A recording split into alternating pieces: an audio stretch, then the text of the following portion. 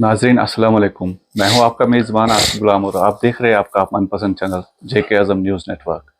आज हम जिस शख्सियत से आपको रूबरू कराने जा रहे हैं वो किसी तारुफ के मोहताज नहीं है। सफ़र में उन्होंने हारा भी नहीं, इसलिए उन्हें जो आम जुबान में लोग पुकारते हैं वो कहते हैं कि ये शेर बडगाम है।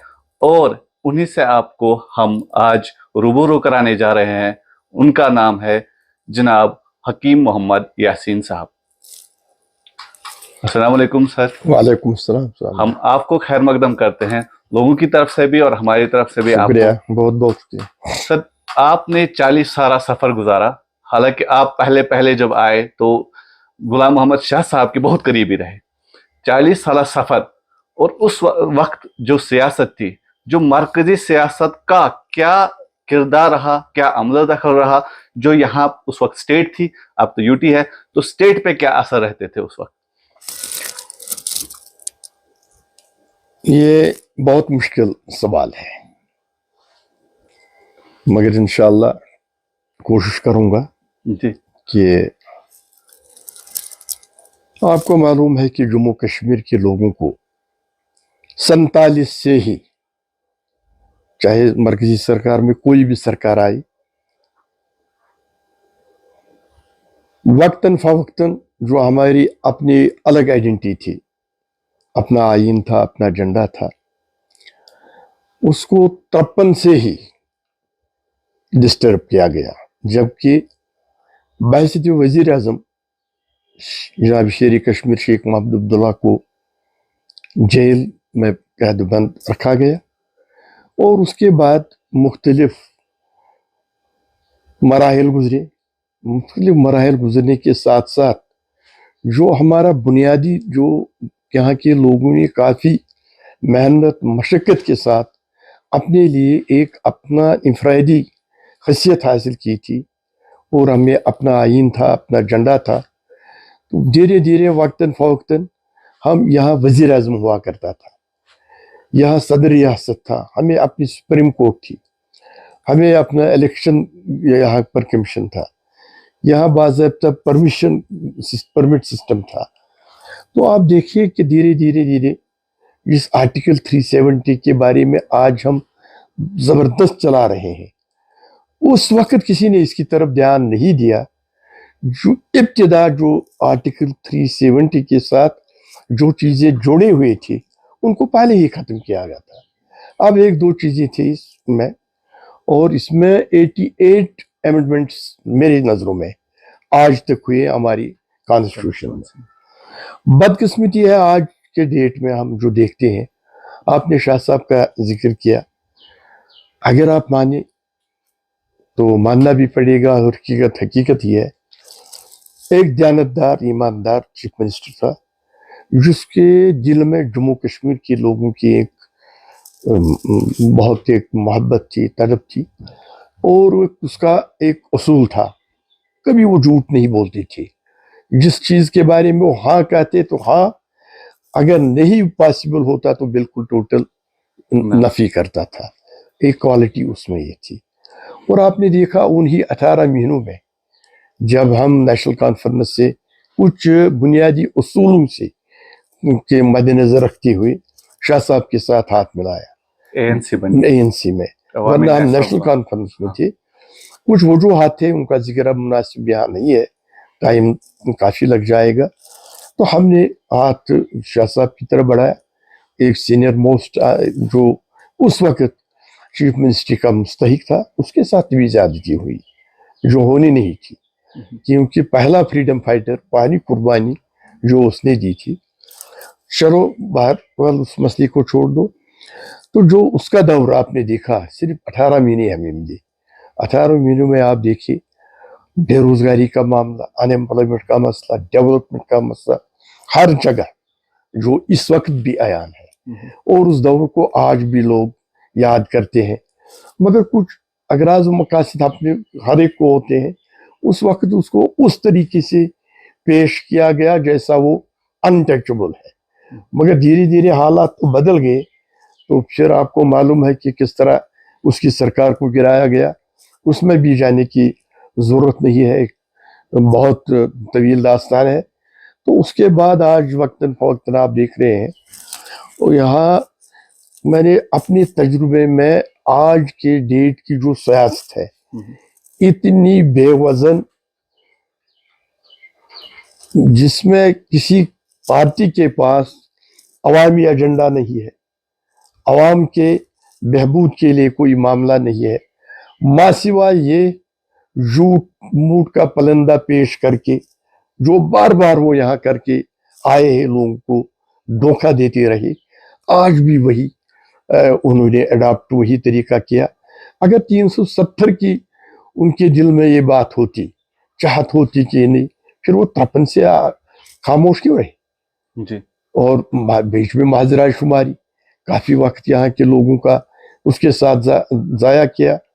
الٹیمیٹلی اس رائے شماری کو جو ایک مقبول ترین جماعت تھی جموں کشمیر میں، لوگوں نے کافی قربانیاں اصول کے تحت دی تھی. ان کا 1989 میں بالکل ان کا مدعا و مقصد کیا تھا؟ ان کا یہی تھا کہ ہمارے ساتھ ظلم ہوا، اور وہ 53 کی پوزیشن کو ریسٹور کرنا چاہتے تھے. بہرحال آپ نے دیکھ لیا کہ وہ محض رائے شماری بھی اتنی قربانی کے باوجود بھی نہیں رہی. اور اس وقت کے جو ہمارے بہت، ان کا بھی ہم احسان مند ہے، انکار نہیں کر سکتے تھے، اس نے بھی جموں کشمیر کے لوگوں کو کافی دیا. مگر جب 75 کا ایکارڈ ہوا، کافی قربانیاں دینے کے باوجود مقصد ایکارڈ کا آج بھی پتہ نہیں ہے، ماں سوائے کرسی. قاسم صاحب کو اسی کرسی سے ہٹایا گیا، ہم اور شیر کشمیر کو اس پر بٹھایا گیا. جی. اگر ہم دیکھیں نا، آپ بہت سالوں سے سیاست میں ہیں، ابھی کی بات کرتے ہیں جو سینٹر میں ابھی چل رہا ہے. جیسے آپ جانتے ہیں سیاسی گلیارے میں کیا ہوتا ہے، انڈیا الائنس بنا اور دوسری سائڈ سے این ڈی اے بولتے. وہ آج کل جو عام بات میں بولتے ہیں India versus N D A, یعنی کہ کانگریس الائنس 40 پارٹیاں کانگریس کے ساتھ جڑی اور این ڈی اے کے خلاف کھڑی ہو گئی. تو اس کے بارے میں آپ کیا سمجھتے ہیں، آپ کا کیا نظریہ ہے؟ دیکھیے، پہلے میں یہ کہوں گا کہ ہمارے جموں کشمیر میں اس سے پہلے پی ایچ ڈی بنا تھا، جس ہم میں اس پہ بھی آئیں گے سر، میں اس پہ بھی اس کے بعد آ جاؤں گا. وہاں سے میں شروع کروں. اچھا ٹھیک. تو پی ایچ ڈی بنا کیونکہ جب 2002 کو یہ 2005 اگست کو ہمارے کانسٹیٹیوشن کو تہس نہس کیا گیا، جو کماح کا بچا تھا تو وہ بھی ہم سے چھینا گیا اور ہمیں جیلوں میں بند کیا گیا. 11 مہینے میں نے بھی جیل میں دی اس وقت. تو اسی دوران کچھ لیڈران ہمارے جو آپ کے سامنے ہیں، انہوں نے مجھے بھی پیشکش کی پی ایچ ڈی میں شامل ہونے کے لیے، مگر میں نے تحمل ہی کیا، میں شامل نہیں ہوا.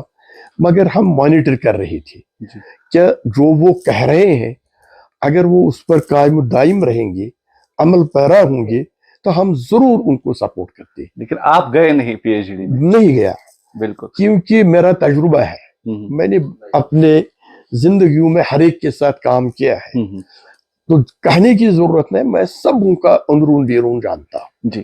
تو اس چیز کو مد نظر رکھتے ہوئے، کیونکہ کرسی کے لیے یہاں پر فاروق راجو ایکارڈ ہوا، وہ چیز بھی میرے سامنے تھی. 75 کا ایکارڈ جو ہوا اندرا عمدہ، وہ بھی میرے سامنے تھا.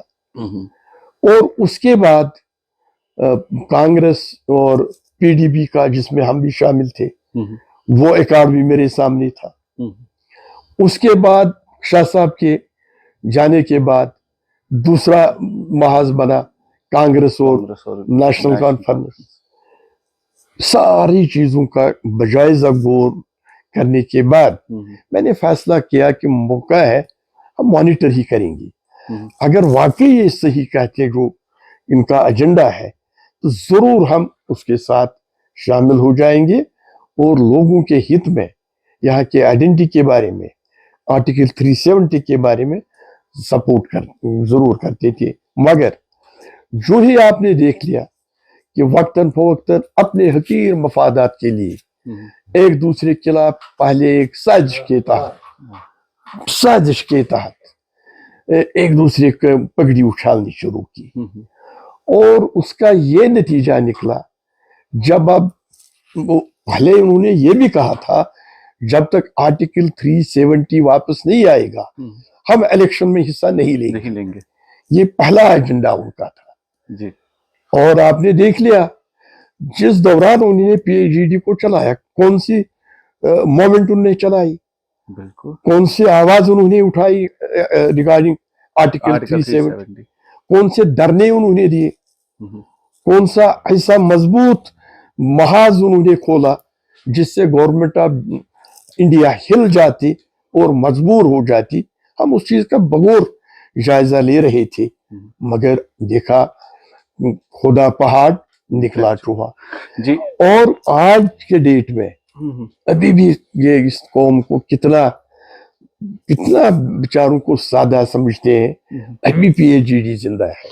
PAGD 2-3 आदमियों की जमात थी, सारे इलेक्शन लड़ रहे हैं जी, बिल्कुल। तो PAGD कहाँ रहा? अलग-अलग ये कुर्सी के बारे में था, कोई उनको पूछता नहीं था, उन लोग इनके सामने कोई नहीं जाता था। फिर इन्होंने एक बहाना बनाया PAGD, और आपने देखा किसने क्या किया।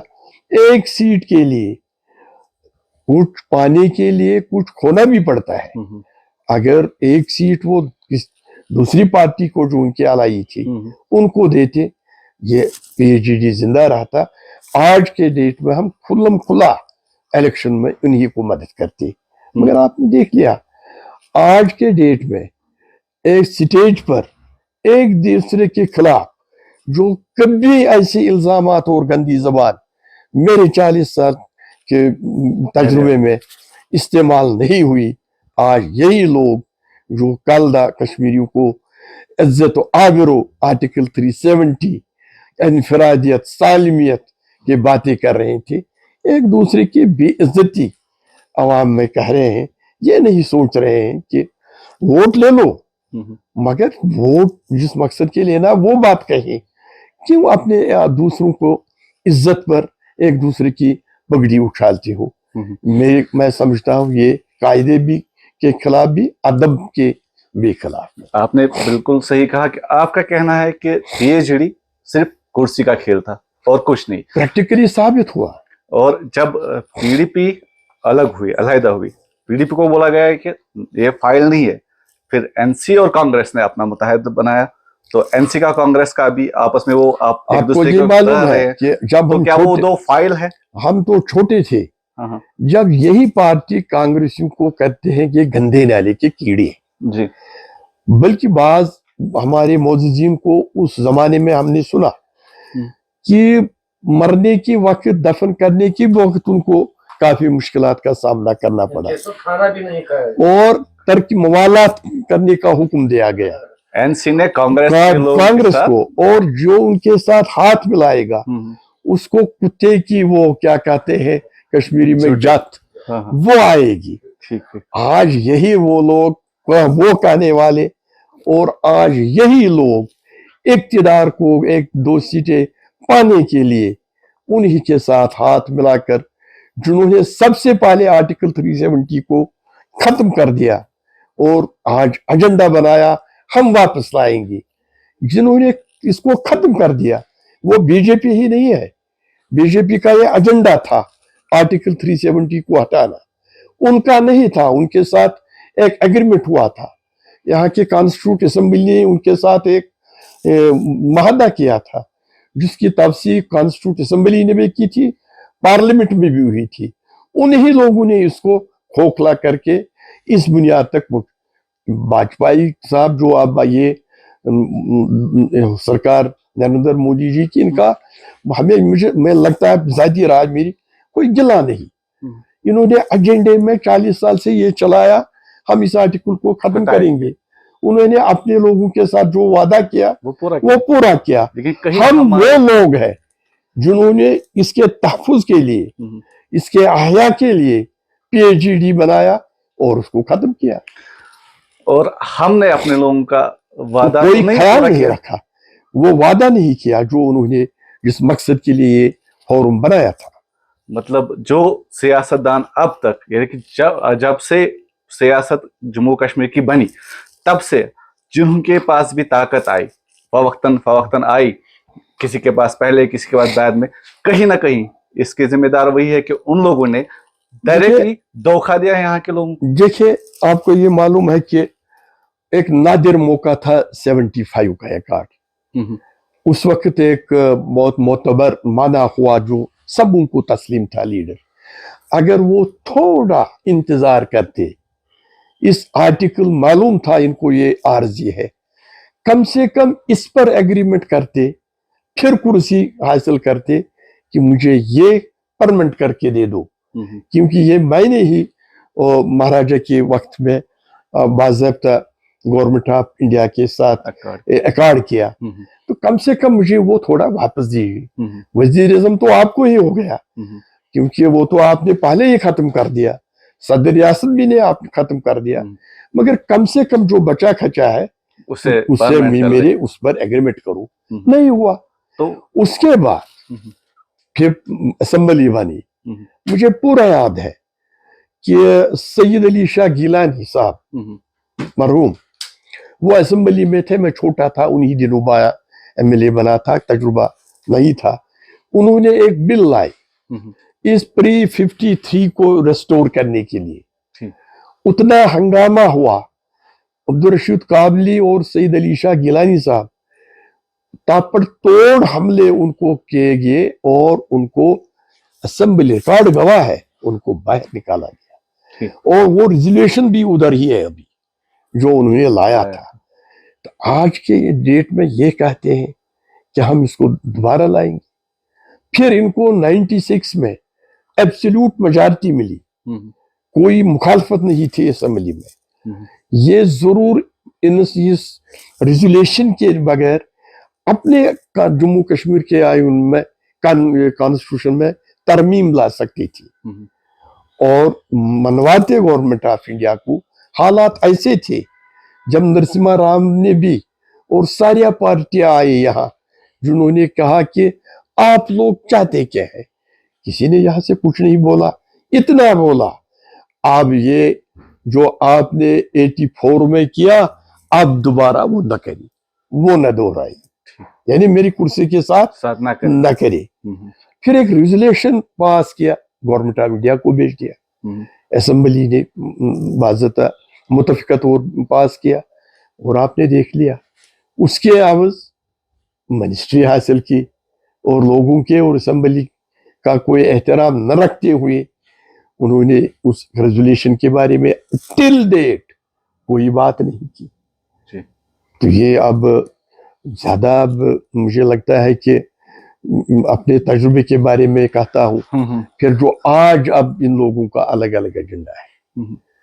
फिर हम ये भी मैं कहने से नहीं रुकूंगा, जब मुहतरम मुफ्ती साहब 14 में आए, अल्लाह उनको मगफिरत करे, तारिक आमिर साहब और मैं और वाकई नेशनल कॉन्फ्रेंस ने उनको इसरार किया कि आप बीजेपी के साथ हाथ न मिलाए, हम आपको सपोर्ट करेंगे। तारिक आमिर साहब भी जिंदा है, तो अल्लाह के फजल से, करम से मैं भी 3 बार हम गए तो किसी ने नहीं माना। फिर उन्होंने अकार्ड किया। दोनों पार्टियां पहले से और आज से जिम्मेदार है जम्मू कश्मीर के तशख़्ख़ुस को खत्म करने में, अपनी ज़ाती अगराज मकासद हासिल करने के लिए, अपने कुर्सी के लिए। और आज मैं उन तकरीरों को दोहराना नहीं चाहता, क्या वो सब आपके नजर में है? जी, लोगों के नजर में नजर भी है, सब कुछ है। आज दोबारा वही लोग एक एजेंडा लेकर लो, कश्मीर का तशख़्ख़ुस, यहाँ की इनफरादियत, यहाँ की सालिमियत। आपने देखा सबसे बड़ी गलती हुई कि हमने अपना मामला आर्टिकल 370 के बारे में सुप्रीम कोर्ट में लिया, सब जुडिस बनाया, जबान बंद हुई। अगर अभी ये ओपन होता, बहुत रास्ते थे। कम असेंबली में हमारी मेजॉरिटी आती यहाँ लोगों की, चाहे किसका पार्टी की, वहां हम बात कर सकते थे, इसके बारे में स्ट्रेस कर सकते थे, रोक सकते थे। जब सुप्रीम कोर्ट ने इस पर अपनी महर सबत की, अब ये चेंज वापस आ सकता है, मगर ला सकता है पार्लियामेंट के बगैर कोई रास्ता नहीं है। अब हम इक़्तिदार के खातिर जिस गरीब आवाम को जो इस्तेसाल आज तक भी करते आए, और आज सबों ने यही पंडोरा बॉक्स खोला कि यहाँ की तशक्कुस, यहाँ की इंफरादियत, कहीं सच यहाँ की की सियासत, सैनियत, कहीं कश्मीर यार का डेवलपमेंट। लोगों को कहो रोजगारी के बारे में। बेरोजगारी इतनी बड़ी है, हमारे पढ़े लिखे नौजवान जिनका कोई रोजगार नहीं है, मंशियात की तरफ बढ़ रहे हैं। रोजमर्रा हालात देख रहे हैं, कितने मर रहे हैं, कितने सुसाइड कर रहे हैं, और कारण क्या है उसका? बेरोजगारी। और दूसरा ये कि अब यहाँ इतने पार्टियां बने, हर एक उनको हमने ये अभी हिस्सा नहीं लिया, वोट तो कास्ट करवाएंगे, हम मुजायजा ले रहे हैं जी मगर उनको लोगों के सामने हकाइक रखने चाहिए जी और हकीकत पर, दयानतदारी पर लोगों के सामने जाकर अपना एजेंडा पेश करे, इन जज्बाती और नारों के बगैर, इस झूठे पलंदे के बगैर जो नामुमकिन है। मैं वसूख से कहता हूं, हाँ हमारा थियोरेटिकल 70 यहाँ जम्मू कश्मीर के लोगों में, दिलों में बसा हुआ है, एक दर्द है, एक महसूस है, एक पेन है, जो हम इस वक्त भी फील कर रहे हैं और आगे भी फील करते रहेंगे। जमाना बदलता रहता है, पता नहीं है हमारे बाद एक जमाना जरूर आएगा, हमारा हक जरूर जम्मू कश्मीर के लोगों को मिलेगा, मगर इस वक्त जो हम इलेक्शन के इस बारे में इसको इस्तेमाल कर रहे हैं, ये बिल्कुल इस वक्त बेसूद है। बाकोले, आपकी सच की सियासत, कश्मीर की पहचान को वापस लाएंगे, कश्मीर की तरक्की कराएंगे, पहले 370 को बचाएंगे, अब 370 को वापस लाएंगे, ये सारे नारे सिर्फ नारे हैं, बिल्कुल ये नारे हैं, बिल्कुल सिर्फ पार्लियामेंट हमें ये वापस दे सकता है, और यहाँ की कॉन्स्टिट्यूट असेंबली वो तो पहले ही खत्म हो चुकी है। बिल्कुल, कॉन्स्टिट्यूएंसी असेंबली आप जब तक इलेक्शंस नहीं होते तब तक फिलहाल इलेक्शन। हाँ, वहाँ मरकज से हमारा ये गिला है, जरूर हम आपके इस प्रोग्राम की वसात से जरूर शिकवा करेंगे कि जो एक आपकी की सरकार ने, आप वो भी सरकार थी जिन्होंने एक एग्रीमेंट के तहत जम्मू कश्मीर के लोगों को कॉन्स्टिट्यूशन में इसकी एक बुनियाद रखकर इनको इज्जत दी थी, इसको छेड़ने की जरूरत नहीं थी। मुझे लगता है, मैं ये भी कहूँ, इसको वापस लेने से शायद जिस मकसद के लिए किया उनका एजेंडा था, मगर मुझे लगता है इससे उनको भी आज कोई फायदा नहीं होने वाला। जी, मुख्तसरन एक बात अभी, क्योंकि बात जरा छेड़ी तो बढ़ गई थोड़ी सी, आपके तजुर्बे के हिसाब से आपने बोला, तो अब हम जानना चाहेंगे कि आप खुद चेयरमैन हैं पीडीएफ के, तो आपने अपनी पार्टी को एक मखसूस हिस्से में मतलब रखा, आपने इसका वो अपने वसी पैमाने पे आपका जो होना चाहिए था, क्योंकि लोगों के मुताबिक आप भी, हम कुछ लीडर्स हैं जिनके बारे में लोगों की तरफ से खुद आता है कि ऐसा कि उसने काम किया, इसने काम किया, तो उनमें से भी आपका शुमार बहुत किया जा रहा है। जरूर तो आपने अपनी पार्टी को वसत क्यों नहीं दिया आज तक?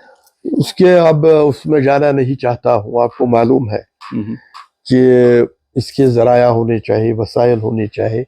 जरूर है एक चीज, हमें अल्लाह के फजल करम से लोगों का एतमाद जरूर है, मगर उसके लिए जो मामलात मसाइल वगैरह होते हैं, और मुझे सेहत भी खराब हुई बीच में, 2-3 साल मेरे उसी में गुजर गए। आज भी अल्लाह का फजल है कि मैं आपके साथ बात कर रहा हूँ, क्योंकि मुझे ऐसे मरहले से गुजरना पड़ा जो सिर्फ अल्लाह का ही फजल है कि मेरी लिवर ट्रांसप्लांट हुआ, कि मैं बच के आया अल्लाह ताला की फजल करम से, और उन गरीब भाइयों बहनों जवानों की दुआओं से। तो आज इंशाल्लाह आइंदा हमारा ये है कि इस इलेक्शन में हम दाया बायां भी करेंगे, इसको वुसअत देने की कोशिश करेंगे, और बाज़ाब्ता एक इंशाल्लाह एक मजबूत भारतीय उसूलों पर के बुनियादों पर लोगों में सामने पेश करेंगे, और इस पर इंशाल्लाह मौसर तरीके से काम करेंगे। जी आपका बहुत बहुत शुक्रिया, आपने अपने तजुर्बात और आपके नज़रियात हमारे साथ शेयर किए, और हमारे जो व्यूअर्स है जिन्होंने इनका ये इंटरव्यू देखा, आपसे भी ये कहेंगे कि आप इसको पूरी तरह देखिए, समझने की कोशिश करें और देखिए कि सही क्या है गलत क्या है, साथ हमेशा सही का दे, बाकी वसलम।